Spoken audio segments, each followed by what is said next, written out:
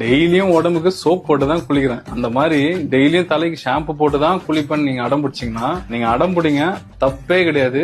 உங்களுக்குன்னே ஒரு மேட்டர் வச்சிருக்கேன் கேளுங்க. அதுக்குன்னு லோக்கல்ல கிடைக்கிற ஷாம்பு எடுத்து டெய்லி யூஸ் பண்ணீங்கன்னா அது தப்பு. அதுக்கு பதிலா நான் சொல்ற ஷாம்பு ட்ரை பண்ணி பாருங்க. மைசெல்லர் ஷாம்பு. இந்த மைசெல்லர் ஷாம்புல ரெண்டு இம்பார்ட்டன்டான விஷயம் இருக்கு. ஒன்னு hydrophilic heads, second lipophilic tails. இந்த ஹைட்ரோஃபிலிக் ஹெட் இருக்கான்ல, இவன் என்ன பண்றான்னு பாத்தீங்கன்னா ஹேர்லயும் ஸ்கால்ப்லயும் இருக்கிற டர்ட்டை வாட்டர் யூஸ் பண்ணி ஃபுல்லா ரிமூவ் பண்ணிடலாம். அடுத்தது இந்த லிப்போபிலிக் டெய்ல் இருக்கான்ல, ஹேர்லயும் ஸ்கால்ப்லயும் இருக்கிற சீபம் ஆயில் ப்ராடக்ட் பில்டப் இதை மட்டும் தான் எடுப்போம்.